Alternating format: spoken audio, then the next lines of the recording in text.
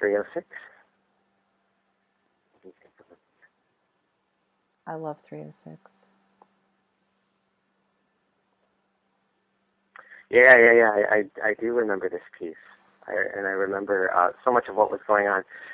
I faced, Melville goes on at great length in the book to talk about, the idea of the whale, and he spends time talking about the impossibility of ever seeing the whale in its entirety, which, to me always called to mind that silly old example of what is it, the five blind men stealing an elephant. And so you have this incredibly wide range of ideas of, just what is the whale. And the cetology chapter is one of my favorites, not just because of the parallels between whales and books, which is such a delicious kind of relationship to begin with, but you have these fanciful, almost surreal descriptions of the whales, all of the different species of whales as everything from seemingly fantastic monstrosities to sort of bizarrely mundane creatures. So, so much of this project, when it wasn't about me, when it wasn't about a self-portrait, or when it wasn't about the way Moby-Dick as a story related to myself and my life and my experiences, it's consumed with this idea of the whale. And I guess in a way, that actually directly relates to me in my own life as well, because I think this might have come through in some of the interviews, but, my very first experience with Moby-Dick was as a young child. I think I was 7 or 8 years old, and I used to go to my grandmother's house on Saturday afternoons while my father would run errands, because my grandmother had a good television aerial, and so she could get this station in from Cleveland that showed Godzilla movies in the early afternoon, I think from 10 a.m. to 2 p.m. or something along those lines. And so I was a kid, and I loved monster movies, and I would watch them over there. Well, my first experience with Moby-Dick came on the day when my father was late in picking me up, and they began to show the 1950s film version of Moby-Dick immediately after this Godzilla marathon. And I was at first very bored, because even as an elementary school child, I could tell that with all these funny costumes and all these ships, with sails and rigging and all that, I was now in the presence of history, which, to me was monstrously boring, especially after watching these fantastic monster films. So I sort of tuned out for a bit, but I didn't leave the room, and eventually my attention was really grabbed by the screen again, because I saw the whale, the white whale, Moby-Dick, on the screen. And that was like a paradigm-shifting moment for me, because prior to that, monsters, the idea of the monster existed purely in the realm of fantasy. I knew that even though it was Tokyo that Godzilla was rampaging through, that this, was clearly beyond the realm of the possible.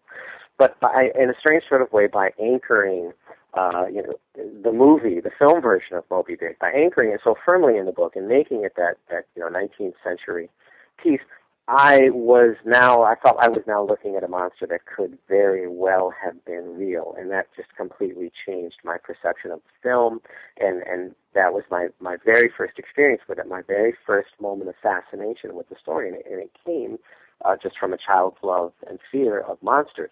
What's also particularly notable about that was that my first experience with Moby-Dick, and my second actually, were visual.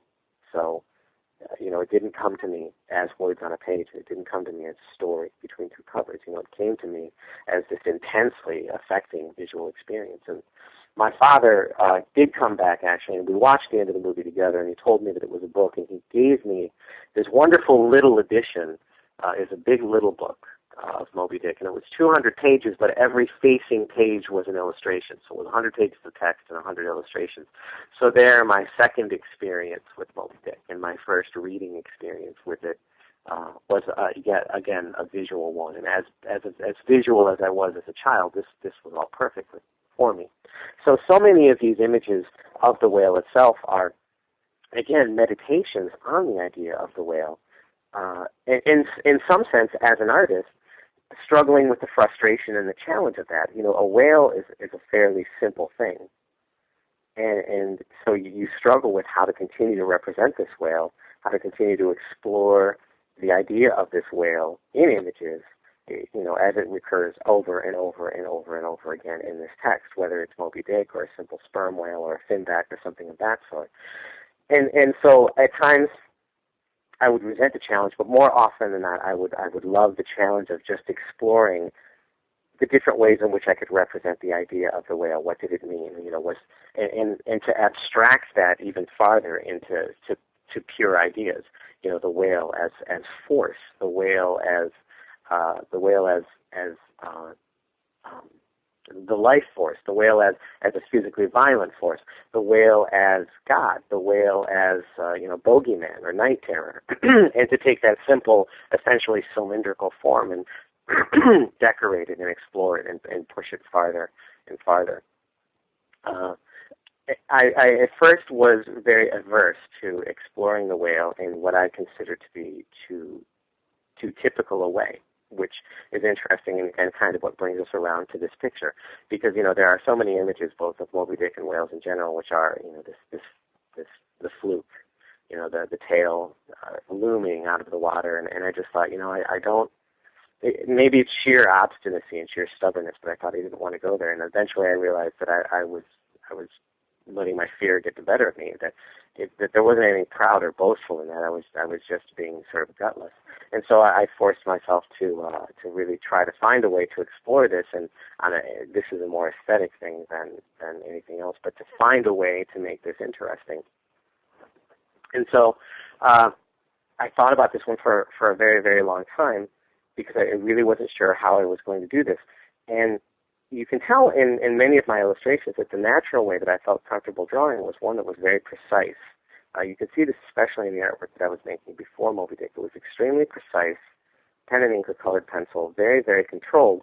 And I gradually learned to loosen a great deal, to really to sort of explosively destroy my prior ways of making images and find new ways to do so that really might have been terrifying to me. And so, here you can see an example of that, of me really not only exploring the looseness of using a brush, but just that sense of the way that the colors and the ink is just really splashed and splattered on the page.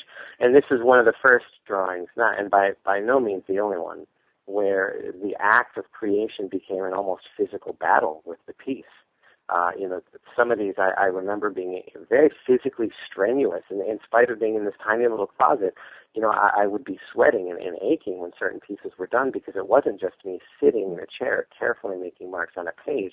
It was me with my hands, with these materials, again, doing battle with them and finding a way to win out over the stubbornness of the media, and to win out over the elusiveness of the idea, and grab it and pin it down to that page, not with a harpoon, but with a brush and with my imagination. And so, this is one of them. This was me asserting my dominance, my victory over this terrible battle with the whale, and doing so in what for me was a personal victory, and taking something that I would have initially thought was dull and commonplace, and creating something out of it that was unique and my own. I love it. I love the fact that the tail is not painted, but instead is surrounded by a wash. Mm-hmm. I love the fact that the division at the edge of the tail, which is at the top of the image, looks almost like a children's book illustration, in which you have a more abstract top-down view of someone's face looking down onto something. Oh, and it's yeah. So which I just really love, and when someone tells you to beware of something, typically you're not looking at the orientation is not toward the thing of which that you should beware, but instead of the people who are frightened.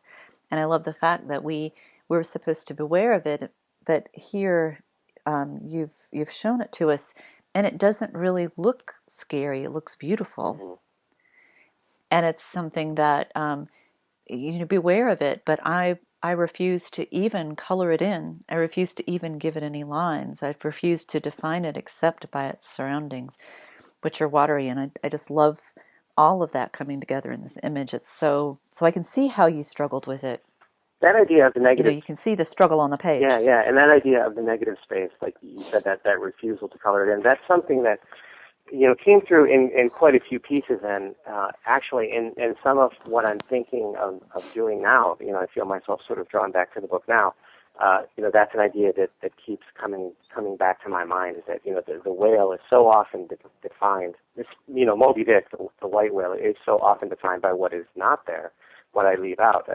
So many times when I would work through this, and, there's this sort of this mental, tactile feeling of working around the edges of the whale, but never really going any deeper. That again, that idea of the wall.